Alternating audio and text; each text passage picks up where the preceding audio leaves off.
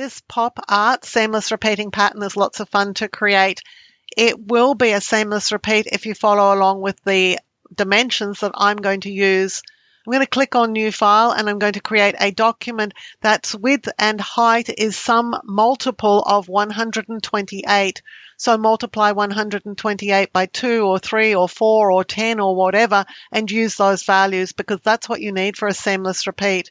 I'm using 512 and 512. That is a multiple of 128. I'll click Create. I'm going to click over here to get my default black and white colors. I'm going to Filter and then Render and Clouds.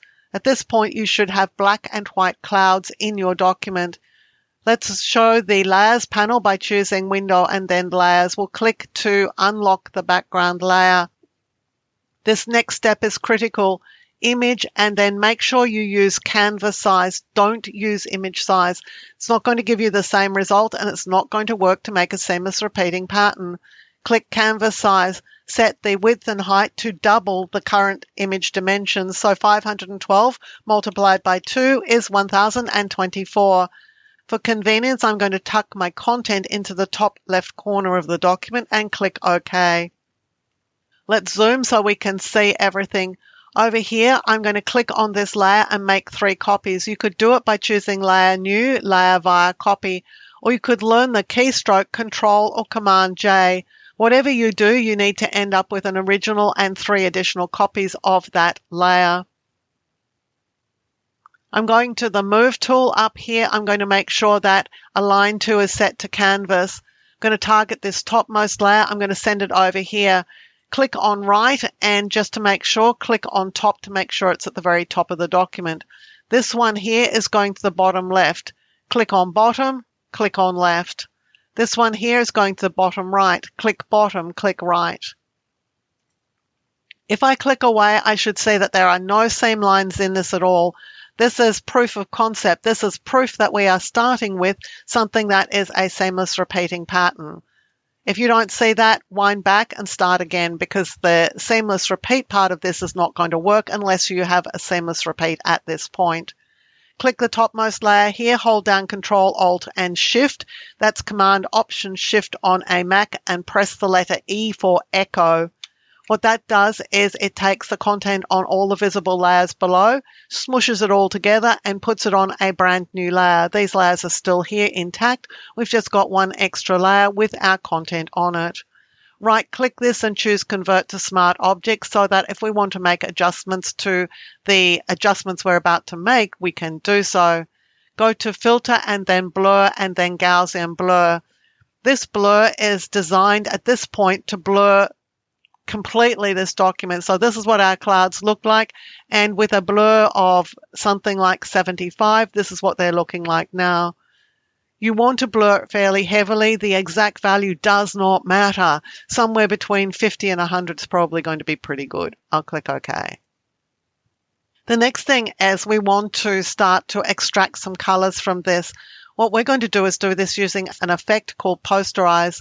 Go to Layer and then New Adjustment Layer and come down here to Posterize. Click OK.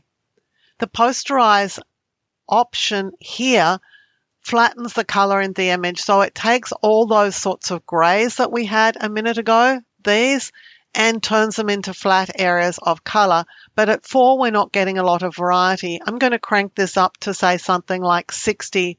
When you do that, you should see sort of spots of color, sort of almost like contour lines. That's what we're here to create. The more levels you use, the more lines you'll get. The less levels you use, the less lines you'll get. So depending on whether you want something that is really large and very simple or more complex, just choose some value for your levels. I'm going to select probably something like about 45 for this. It's a pretty simple sort of levels adjustment. It's going to be a pretty simple sort of pattern. It's going to look pretty pop art because of that, because it is quite big and chunky. At this point, we want to go 2 different directions. We want to color this and we also want to extract lines. These are two different processes. So I'm going to click on my posterized layer and click on my clouds layer here, grab both of them and drag them onto this little plus symbol. That makes a copy of both those layers. I'm going to right click on these selected layers and click merge layers. So this just makes it one layer. I'm going to double click and call this contour lines. That'll be easier for you to recognize what's contributing what. And this layer down here is going to be the colors. So I'm just naming it colors, but let's go back to the contour lines because we've got work to do here right now.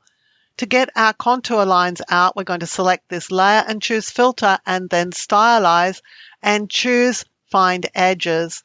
Now this is a filter that has no settings at all. You either works or doesn't work and you don't get to adjust it. So these are our contour lines.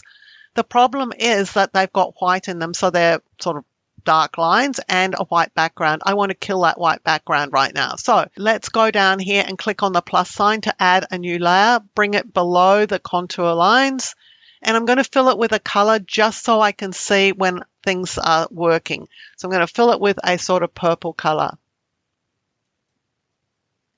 As you can see, I can't see through the contour lines to this layer below, and that is the problem. So let's go and get rid of the white from this contour lines layer. I'll click on it to select it, go to the FX icon and choose blending options. And at this point, if you've never seen this dialog before, please don't panic. This is really simple stuff. In blending options, we're going down to this blend if area. We're going to target this layer and we're just going to drag in on this slider. And what it does is help us extract the lines. This slider will split in two if you hold down the Alt key on a PC, Option on a Mac, and just split it. The lines have turned white. That's just fine. I just want lines. So you can adjust these little sliders here until you get the best lines you can and click OK. So now we've got a transparent layer, but it's not transparent permanently, and we want to make it permanently transparent. So this is how you do it. It's a little bit tricky, but you're going to add a new layer and you're going to move it underneath the contour lines. So contour lines on top, empty transparent layer on bottom. Select both of them, right click and merge. And what that does is it flattens the contour lines layer, merges it in with the transparent one, and now we've got transparency on this layer. So essentially we've been able to extract our lines. We don't need this layer any longer, so let's just trash it. It was really just there to help us work out that we'd done what we'd set out to do. My lines are white, that's fine. We can change the color of those later on really easily. Now for the color, we're going to target the posterized layer and we're going to choose layer and then new adjustment layer and go down to gradient map. Gradient map is a way that you can apply color to areas of an image depending on their lightness and darkness. And because our image was gray and black, then colors are going to be applied to blacks and whites. So I'm just going to click here because I want to go and select a different gradient to use. I'm going into the reds area. I'm clicking on this particular gradient. The way this works is that these colors over here are being applied to the darkest areas of the image, and these over here are being applied to the lightest areas of the image, and this is the midtones. So when we pull it to one side or the other, we're going to get a variety of color in our image. We don't have enough stops to make life interesting, so I'm going to click on one of these stops and click on this line a couple of times to add additional stops. If you click on a stop before you add additional stops, then that stop color is going to be inserted at that point. So now I'm going to go and change some of these colors. Double click on it and choose a slightly different color.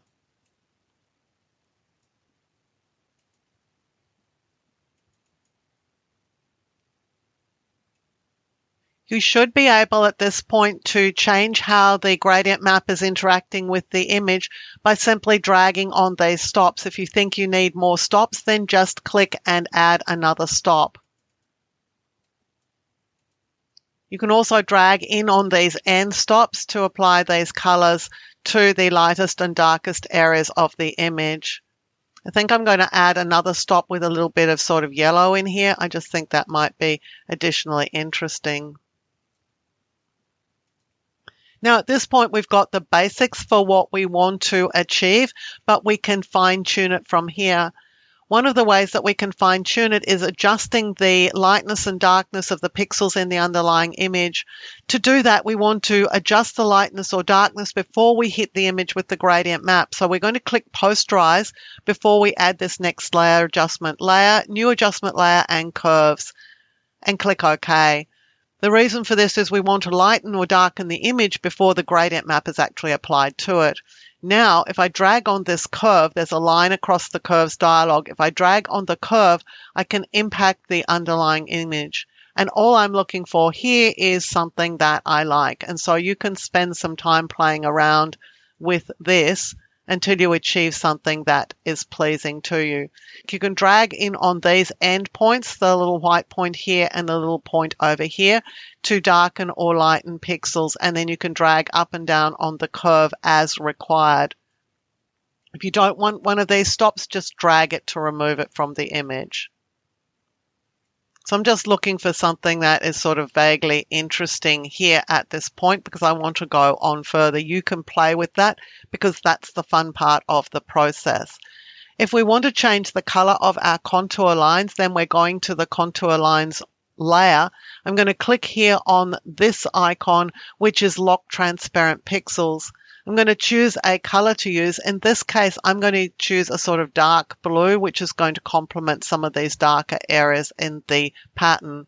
I've got dark blue as my foreground color. I've got my contour lines layer locked down. I'm going to hold Alt on the PC, Option on the Mac, and press the backspace key. What that does is it fills the non-transparent pixels with the color. So you can do this at any time you like, is just change the color of the contour lines. If you want thicker contour lines, here's a trick. Select your contour lines layer and choose Filter, Other, and then go to Minimum. Here you'll only probably want to adjust the radius to 1 or maybe 2 because that will thicken up your lines. I think 1 is just perfect here, and click OK. Let's just have a look and see what that did. I'm just bringing up my history here. Here is the before and here is the after. So thicker lines are really possible. At this point, once you're done fiddling around with your image and you've got what you want out of it, let's add a new layer to the image and let's go and extract our seamless repeating pattern. For this, we're going to the rectangle tool. I'm just got it on shape. I've got it as a fill and no stroke. I'm going to click once in the document and I'm going to remember how big my document was at the beginning. It was 512 pixels by 512 pixels. I want a square that is that exact same shape. I'm going to just adjust down the opacity because I'm just using this to show you what's going on. This is going to be the area that is our pattern repeat. It does not matter where I put it, but I'm going to put it somewhere that's going to help you see that this is a seamless repeating pattern. You can see that the corner of this square is in this dot here, it's in here, and it's in here, and it's in here. So it's telling me I'll be able to extract the seamless repeating pattern from this document. So I'm just going to place it roughly where I want it to be. I'm a little bit concerned that these dots down here seem to be a bit big, so I'm going to make sure that I put it over some smaller ones here. I'll control click on this layer thumbnail, so I have a selection that is this shape. I'll choose edit and then define pattern and click OK, and this is my pattern. We should test it at this point by choosing File and then New and create a document that is significantly larger. In this case, mine's going to be just under twice the size of my pattern. Layer, New Fill Layer, Pattern, click OK. Go to the very end of the Patterns dialog and the last pattern should be your seamless repeat. Click OK. If there are any problems in this pattern, you will see them now. And because this document is approximately or just under twice the size of my pattern, if there are problems, it's going to be in this area. And I'm not seeing any problems at all, which is telling me my seamless repeating pattern is perfect. At this point, you can return to your original document. I'm just going to turn off that selection and you can make changes to it. So you can change the colors, you can change all sorts of things in relation to that document, make your pattern again, and then test it. If you like carefully researched content like this, clearly presented in a step-by-step format so that you can get great results, then you'll love my Skillshare content. I'm a Skillshare top teacher. I have hundreds of short courses on Skillshare that you can access along with thousands of other great courses, all for the price of a single subscription. If you're interested, there's a Skillshare coupon for you in the description below to use to sign up. Using this coupon benefits me as a creator, and it helps me continue to make free content available here for you also on YouTube. Thank you for joining me for this video tutorial. On the screen now, you'll see a video that I've handpicked for you. If you enjoyed the video you've just watched, I know that you're going to really enjoy the one I've picked for you to watch next.